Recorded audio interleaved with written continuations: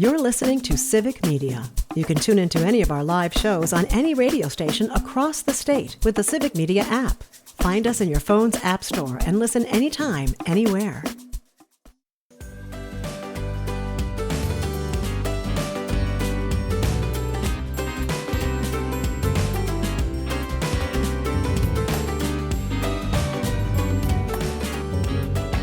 Live across Wisconsin on Civic Media.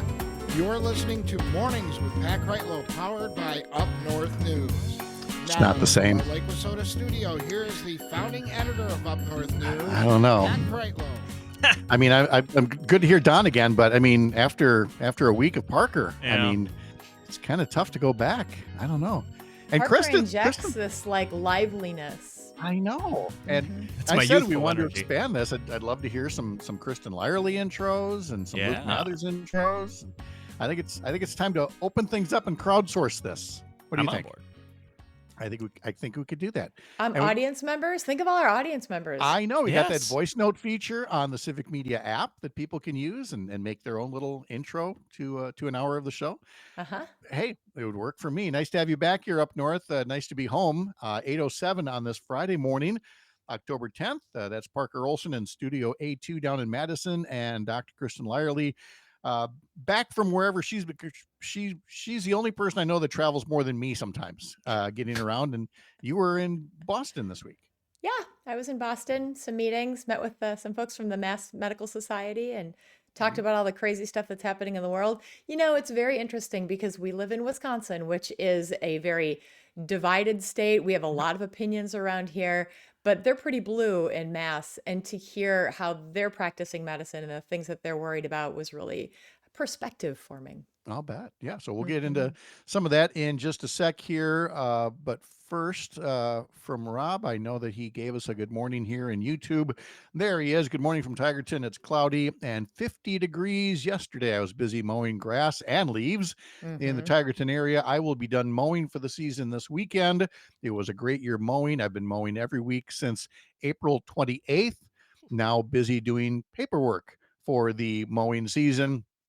Says the fall colors are really hitting peak in the Tigerton area, and noted, as I did as well, that Governor Evers was talking about rustic roads because the rustic road system in our state is now 50 years old. So get out and enjoy the scenery, the nature, the historic buildings, the old farm buildings.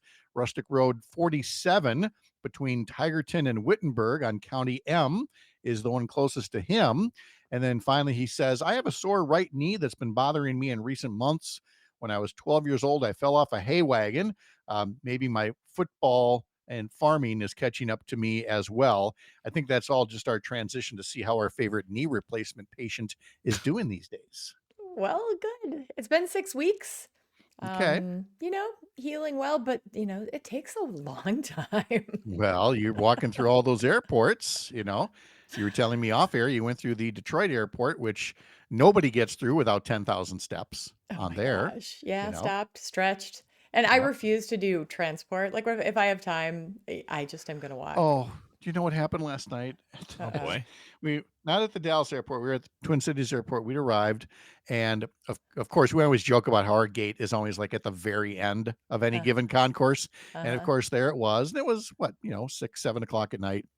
And I think we looked fine, you know, but there's a cart over to the side and some younger fellow over there and just says to us, do you guys need a ride?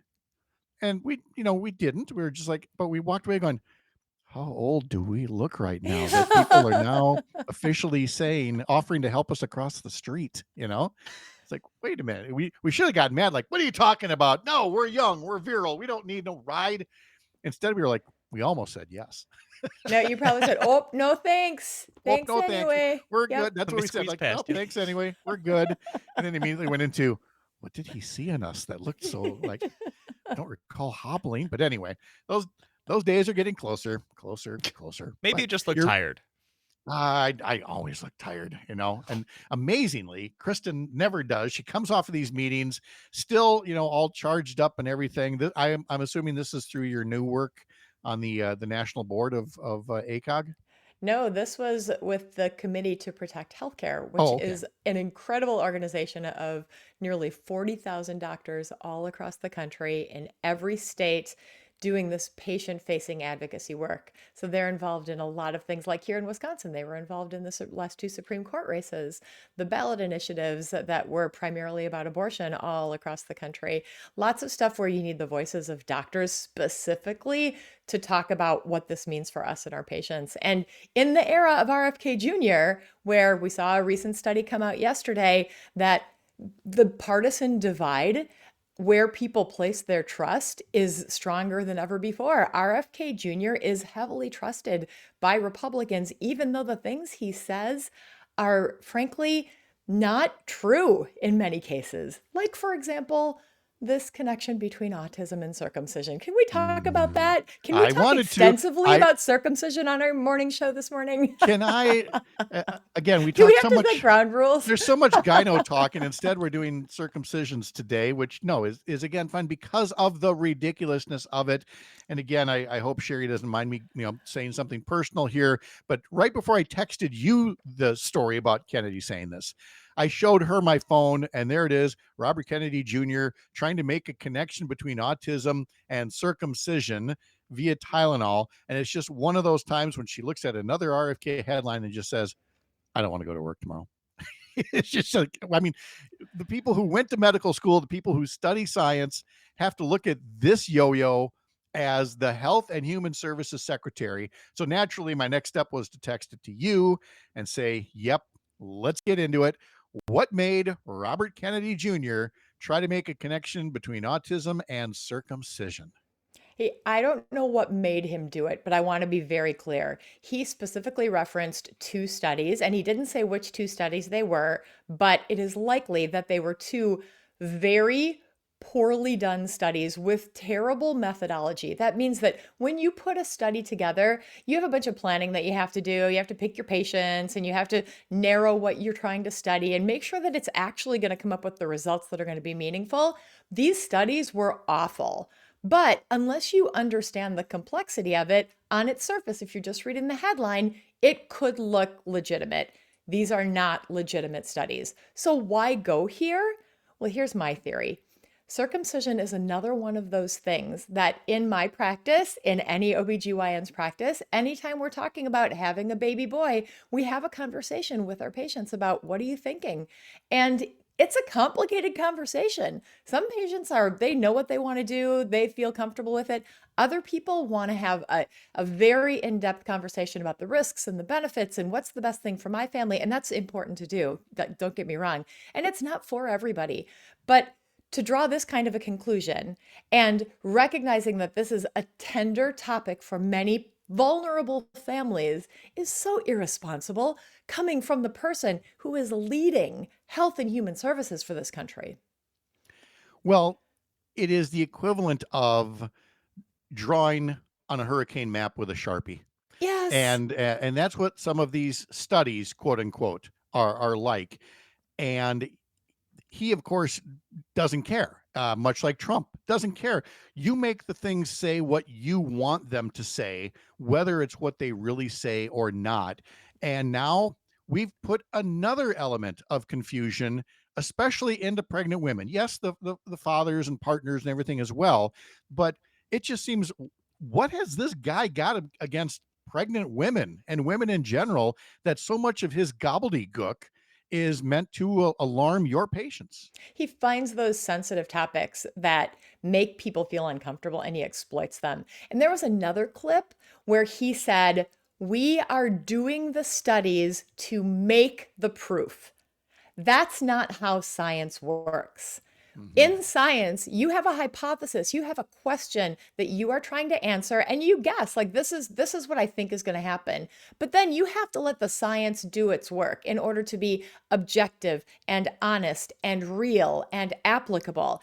You can't tailor that science to prove a point that you are trying to make. That's flawed, but that's exactly what he said. But that's politics. And that's just it. is. There's a difference between medicine and politics. And in politics, it is not at all uncommon for people to have a hypothesis about their values and then to try to pursue things that reinforce it, even if it means you have to conveniently ignore other things, that work against your hypothesis. Science is not supposed to work that way. It's supposed to be, truly nonpartisan, it's supposed to be independent and let the facts speak for themselves. And then, politicians are not supposed to then, uh, you know, be fraudulent with what the science actually says. That's why this Kaiser Family Foundation study that came out a couple days ago is so concerning, because what it shows is that people who call themselves Republicans believe what RFK Jr. is saying. People who call themselves Democrats and most independents continue to follow the science. So what we're seeing is people consume this information based on their political views. And that too is wrong. When I'm taking care of a patient in my exam room and somebody walks through the door and I know they're a Republican, I don't treat them any differently than an independent or a Democrat. We talk about what's going on with them. We talk about all the options for testing. We talk about all the options for treatment. We try to pick out the best alternative for them, because ultimately it has to work for you in your life, and it should not be tailored specifically depending on how you vote. And I hate to be a broken record about this, but I feel like we have to end this discussion, like some of the other recent ones, in saying, because of the conflicting information and misinformation that's out there, it is more important than ever to not be afraid to ask questions. Now, there are some doctors that feel like you're the only person. We've got all day to talk about this. There are other doctors who they feel the pressure, like you got 15 minutes. You got to get out of here. And that's what you have too. But don't. If you are the patient and you've got questions, you put them out there, even if they've got to follow up later, but don't walk away having not asked the questions that you have. Totally agree. And can I just mention one other thing? You know what population they haven't gone after? Postmenopausal women. I challenge the administration to go after hormone therapy, and they will have met their match. Right, ladies? Yes. That amen I just heard was downright deafening. So yes, absolutely do that. Back to feeling our age from Tony on YouTube. A kid in elementary school called me sir yesterday morning. I felt so old. No, that's when you feel like a grown-up, is the first time you get called sir. It's like, hey, look, I'm an adult now. But I noticed, years and years ago now, that far more than any other guys that I know, the number of people that always use the word sir, when they're saying, here you go, sir, here's this, sir, and not in like in a way that totally says, yep, you're the old guy now in this particular conversation, and she's like, no, you can just say Pat. I'm like, oh no, that would feel weird. It's like, really? That's so regional too. So my ex-husband is from Atlanta, and down in the Southeast, everybody is sir and ma'am. And that is a standard thing. Like you could be 16 and they'd be talking sir and ma'am with you. But up here, obviously, it's not like that. So much of that is cultural and interesting. Interesting. And yes, it appears to be a little age-based. Sorry, Tony. Again, I'm sure if I'd have listened carefully, the guy at the airport cart would have been like, sir, do you need a ride? Like, no, and don't call me sir. But I didn't, let's just say I didn't break out into a run to prove my youthfulness. Jump over some suitcases. Yeah, no, because my knees would not let me. That's just not the way that this is going to work. We're talking to Dr. Kristin Lyerly, and coming up in 15 minutes, we are going to be talking to Mike Clemens, and we're going to be talking a little sports. The Brewers taking it to a 5th game, facing now possible elimination against the Cubs, and the Packers get set to take on Cincinnati. I'm Pat Kreitlow. This is the Civic Media Radio Network. More from Chippewa Falls coming up.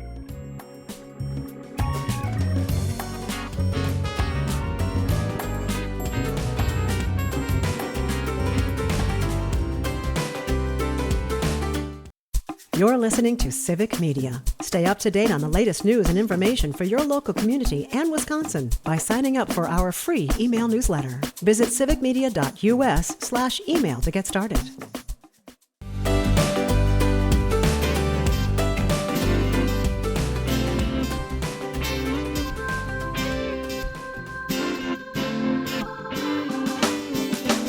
In today's edition of the Up North News Daily Newsletter, Ellie puts together a story that she advertised last Friday, saying, hey, send in your nominations, your compliments, your photos of some of your favorite small businesses in your hometown.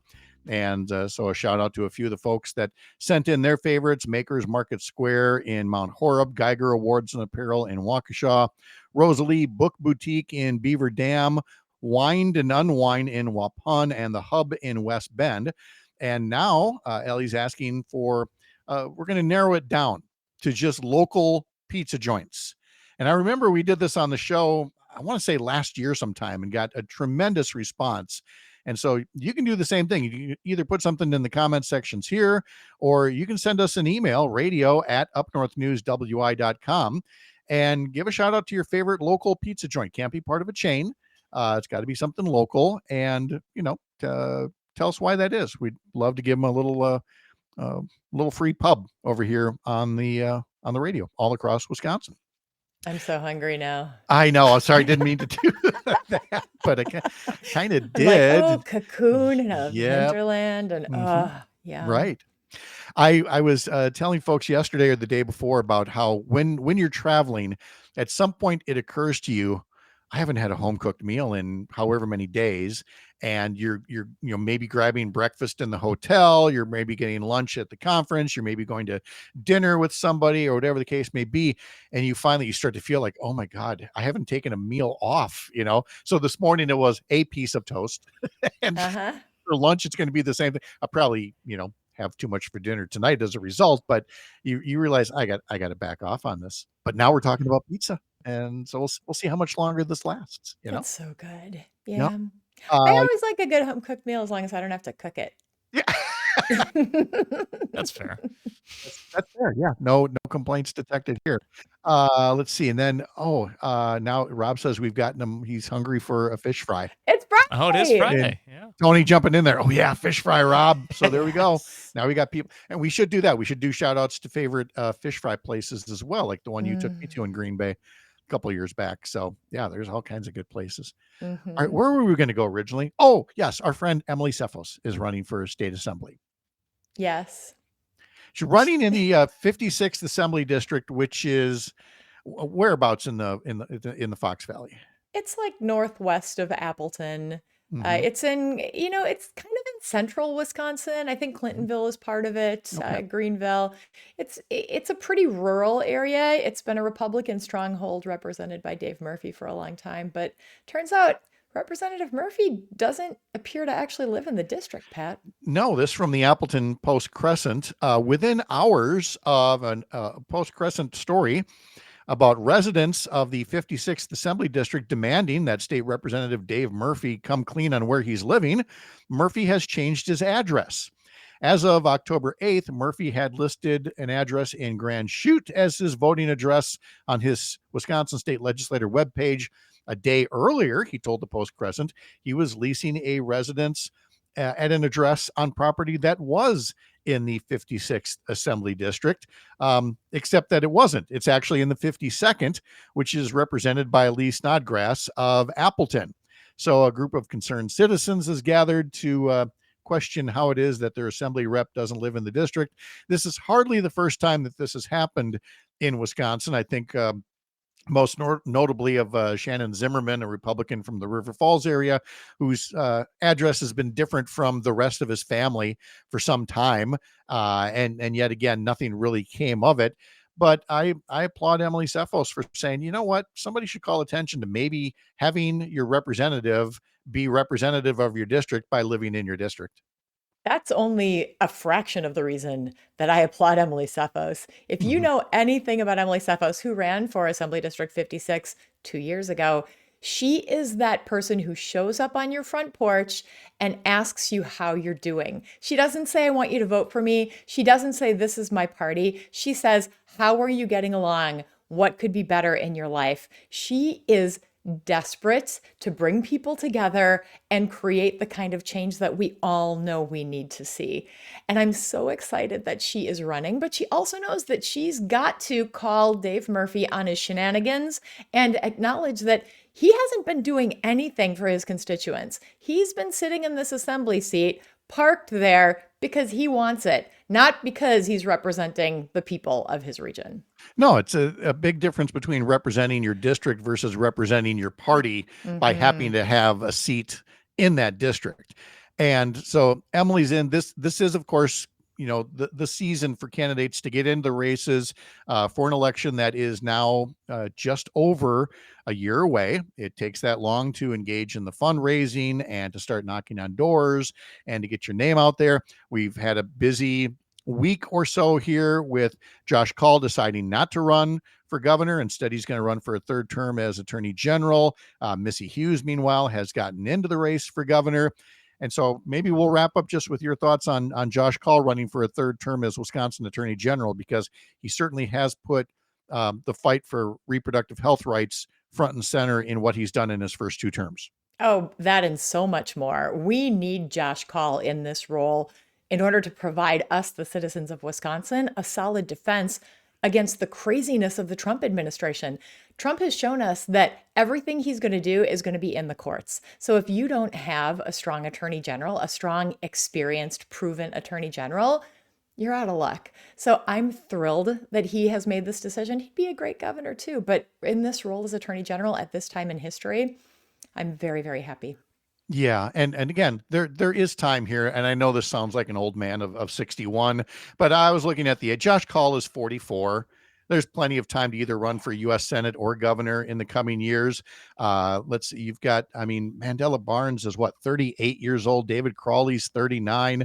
You've got a whole generation of leadership out there that is whatever happens with them in 2026, if they stay in the game, like Emily Cephos as well, we're going to have that next generation of great new leaders, like Kristin Lyerly. She's one of them too. So exciting. Fridays and on Mondays. Thank you, Kristin. Have a great weekend. Thank you. You too.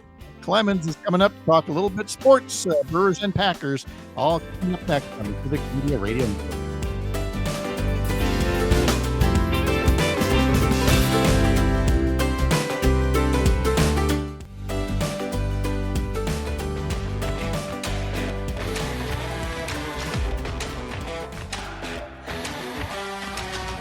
I let Dr. Lyerly go without promoting her show, which she works on every week and is now heard Saturdays at noon all across the Civic Media Radio Network. So tune in for the Dr. Kristin Lyerly show tomorrow at noon. Her guest is candidate for governor, Kelda Roys.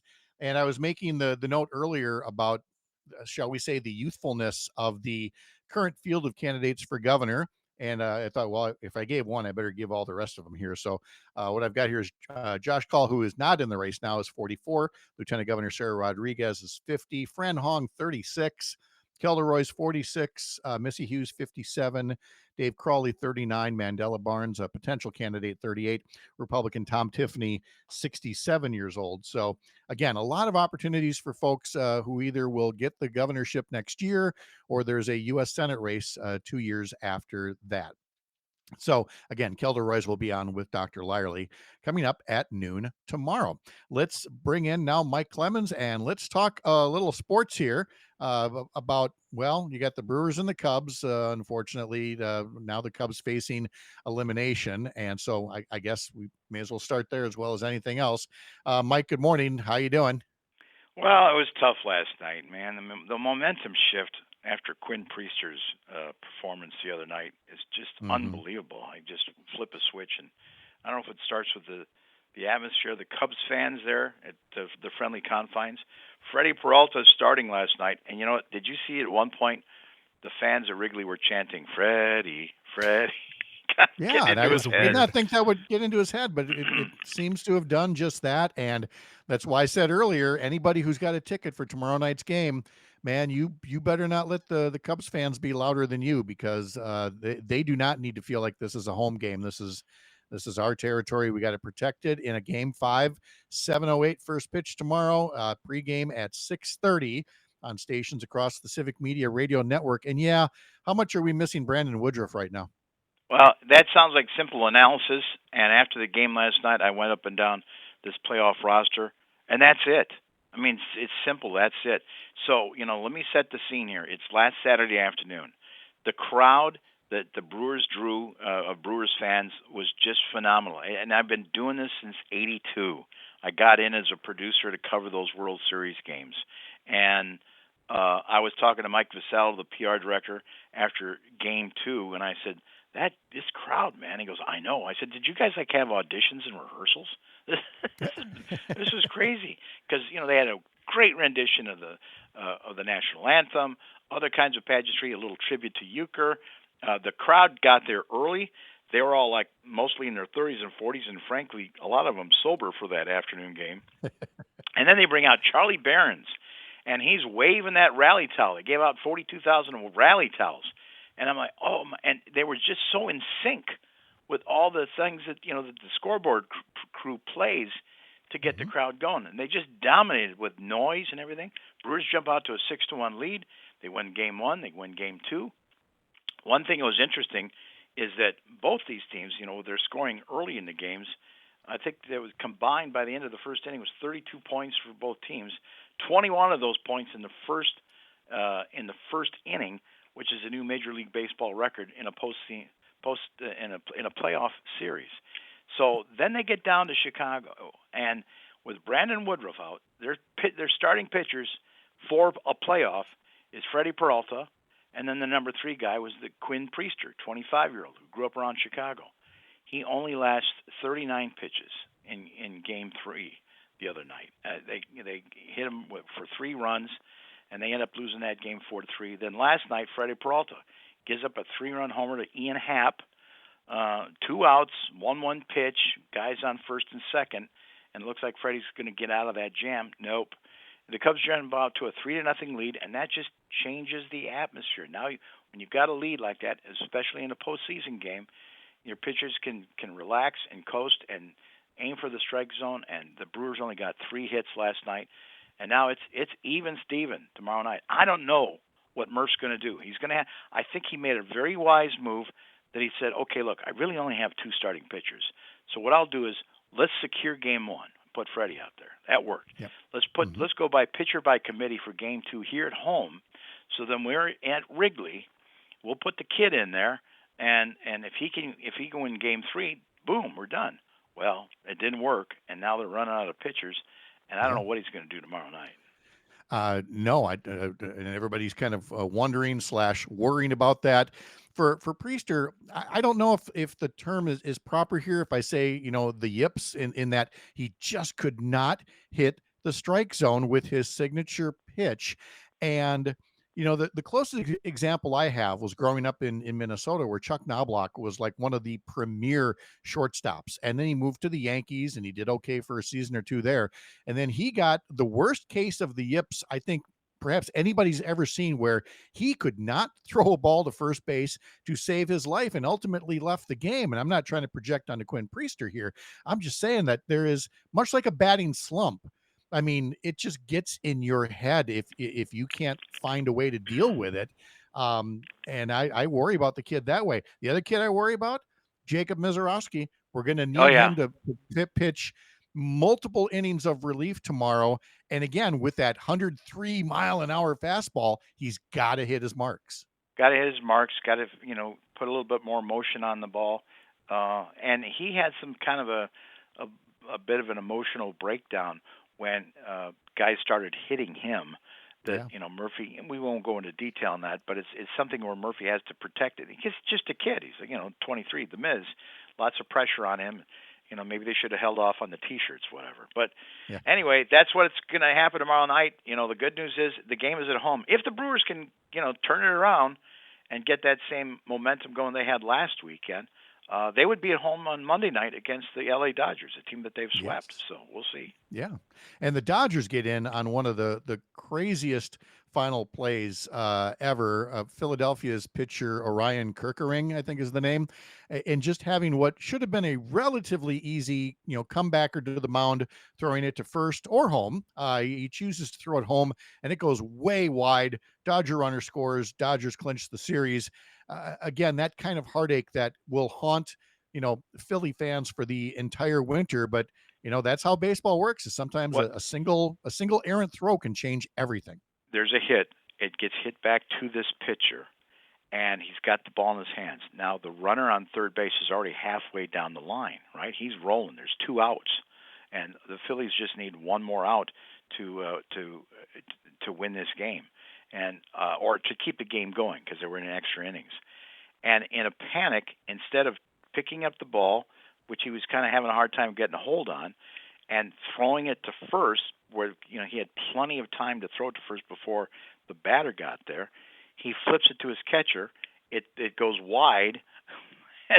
The Dodgers score, and they win the game and end the series. So, and then you could see the Phillies manager talking to him right away, like, hey, you didn't lose this thing, because he could go down in baseball lore forever in Philadelphia as the guy who blew a series. And frankly, for the Brewers, I'd rather see them take on the Dodgers than the Phillies, because they didn't match up very well against Philadelphia. Yeah. I mean, you got to avoid that Bill Buckner label that gets on right. somebody. That kind of a label. Absolutely. Yeah. Yep. Let's switch over to basketball, because the Bucks, they're getting close to starting that regular season. They had the Pistons last night in a preseason game at the Fiserv Forum in Milwaukee, and still the rumors about Giannis possibly leaving. Good Lord, Mike, the national press will not leave this alone. And that's what my feeling was in August or so, and until the details came out this week. And it's like, oh, okay. The fact of the matter is, the season ends for the Bucks. Damian Lillard goes down with the Achilles, and so the Bucks make these bold moves where they release Dame Lillard. They make the trade for Miles Turner from the Pacers. They rebuild their roster. They move on. They moved on from Middleton and then Brook Lopez. And in June and July, they present this to Giannis, thought that they had a deal. And then the next thing you know, John Horst gets a call, and he's flying to Greece to meet with Giannis and his agent while Giannis is playing for the Greek national team in the European leagues. And Giannis is like, what would it take for me to get into New York? Like, he thinks of New York as another destination. If he was interested, if he went anywhere, it would be that. But anyway, he constantly is challenging the team about what can they do with the roster, and they've done everything that they can, really. So it's come out down to that. They did have talks with the Knicks in August, but the Knicks gave up 4 or 5 of their first round picks to get this Mikal Bridges. You have to now watch between the period of February 1st and February 4th, where without going into details, there's a window there that maybe that the Mikal Bridges could be moved when his contract reaches a certain spot if Giannis goes to that deal. So I think it'll pretty much be, all right, we'll see how the season is going, and then maybe make a final decision before the trade deadline, February 4th. All right. Well, we got them for now to start the season. That's the important part, is get the season off to a strong start. Badger football, the Badgers with their 2-3 record will be hosting Iowa at 6 p.m. on Saturday. So the pregame will be starting at 4 o'clock on some Civic Media stations there. And then let's get over to the NFL here, where the Packers are going to host the Cincinnati Bengals, and a little deja vu at 3:25 kickoff Sunday, 1 o'clock the pregame starting on Civic Media stations, and the deja vu being Joe Flacco, guy that they just played a couple of weeks back when he had Cleveland uniform on. This is something you never see in the NFL. No. One of the reporters joked when LaFleur came in and says, so when's the last time you played Joe Flacco? I was like, a couple of weeks ago, right? Yeah, Joe Flacco was brought in as a quarterback for the Browns this year, and the Cleveland fans have been ripping on him because he's too conservative and not, driving the ball downfield. And he's 40 years old, and these quarterbacks, even Brett Favre has said that. He says, I was a different quarterback when I was 38 as opposed to 25. I was safer with the football, believe it or not. And, you just tend to be that way. Aaron Rodgers, the same thing. Anyway, they moved on in Cleveland with Dylan Gabriel. The Bengals are desperate because Jake Browning, their backup, has thrown 8 interceptions. They've lost their last 3 games. They're trying to, hold the phone for Joe Burrow when he comes back from toe surgery at some point. And so they get Flacco. And LaFleur and Jeff Hafley, the defensive coordinator of the Packers, think, hey, there's a good chance that this guy could actually, adapt to that sort of pocket offense that the Bengals run anyway. So he'll be out there at 3:25 on 4 days to prepare for a game. One thing we're watching, though, is the kicker situation. Brandon McManus You're a 34-year-old ace kicker for the Packers at Wednesday's practice. He's kicking balls, and all of a sudden, twink, feels something in his right quad, in his kicking leg, in his thigh. And he said, you know what, this happened to me 3 years ago. I got through it. It happened on a Wednesday. I still kicked on Sunday.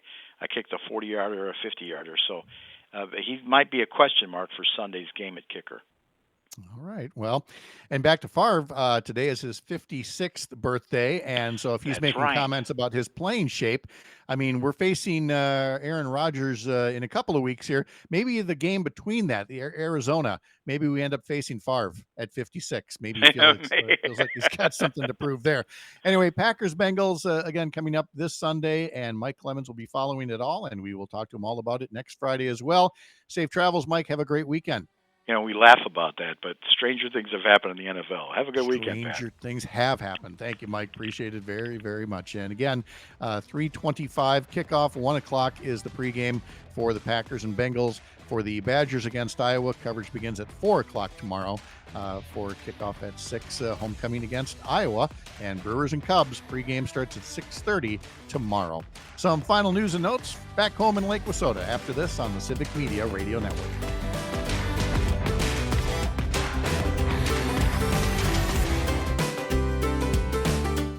You're listening to Civic Media. Find the latest news, information, and archives of all your favorite shows on the Civic Media website, civicmedia.us.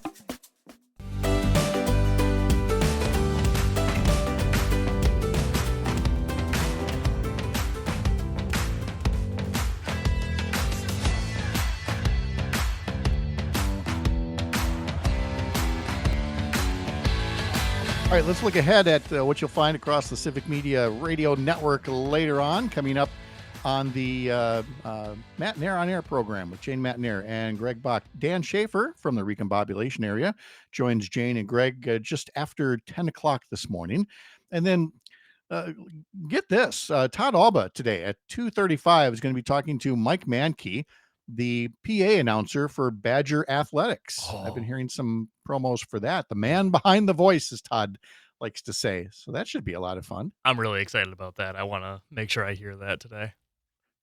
But you'll be napping. You're always napping at about that time. I am. I'm actually really going to have to nap because I'm going to be on Nightlight with Pete Schwaba tonight. So I actually might. Wait a minute. Let me scroll down here. I don't know if it's in there. I haven't looked. Let me scroll. It's not on here. Are you sure? Are you somebody pulling your leg? All I see under Nightlight with Pete Schwaba is Bar Band Friday. Includes the original song Baseball on the Radio in honor of the Brewers, written by Southern Wisconsin musicians. I'm not seeing any Parker Olson here. I'm pretty sure me and not pulling your leg. Okay. Me and Greg Gunderson, I think, are going to be on tonight. Yeah. Okay. Talking about our new sports show.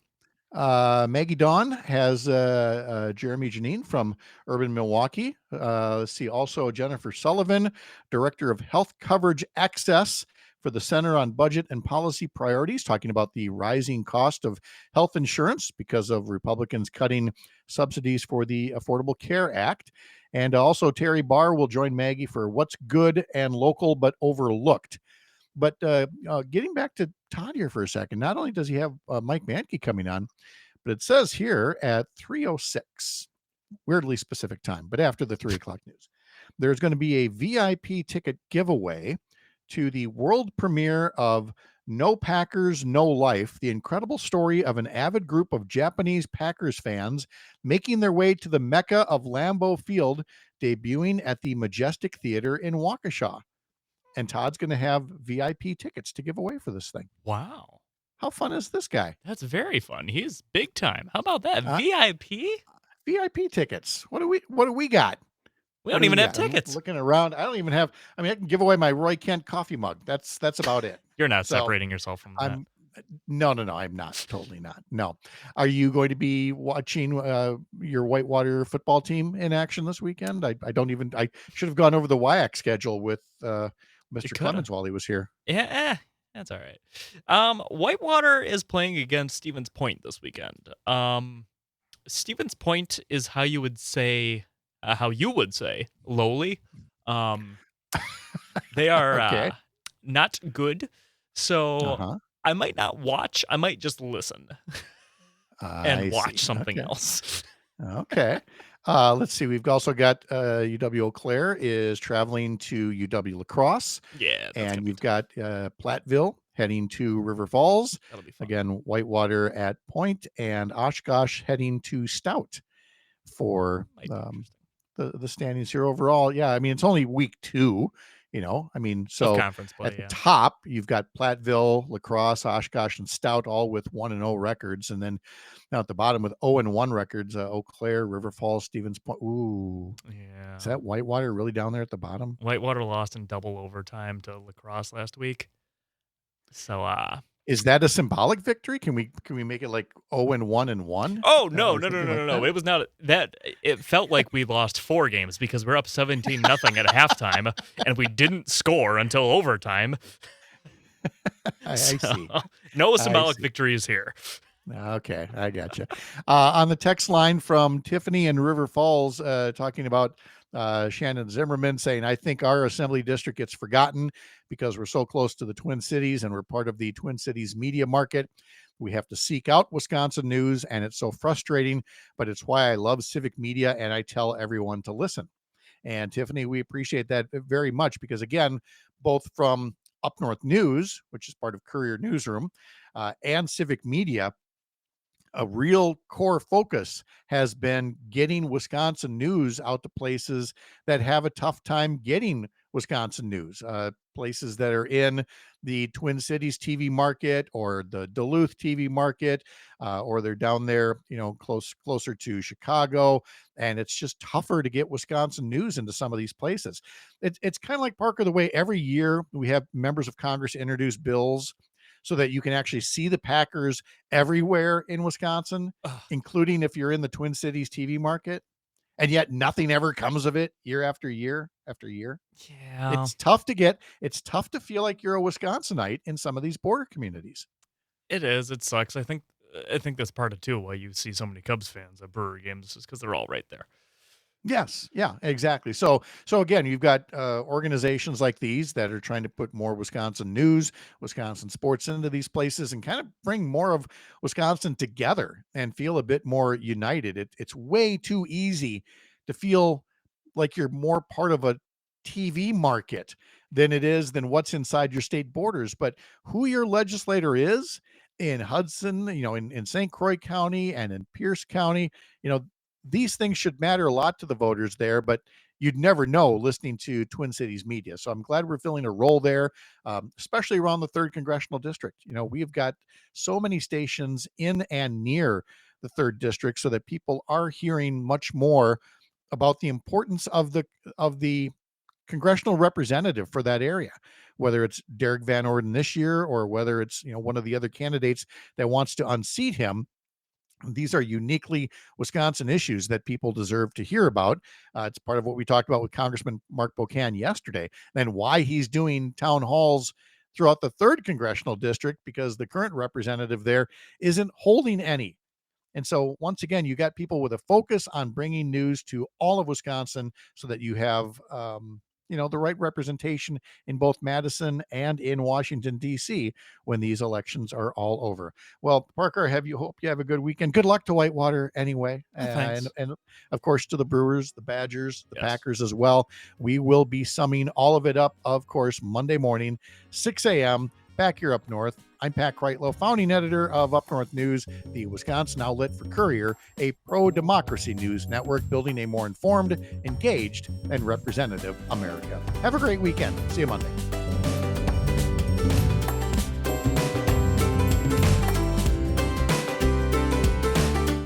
The national news cycle never stops, but it can be hard to find news about your local community. Civic Media is dedicated to providing quality local and state news coverage across Wisconsin. With the Civic Media app, you can get notifications about local stories that matter to you and your community. Find the free Civic Media app in your phone's app store and choose notifications from the menu to tell us what kind of news you want to hear about.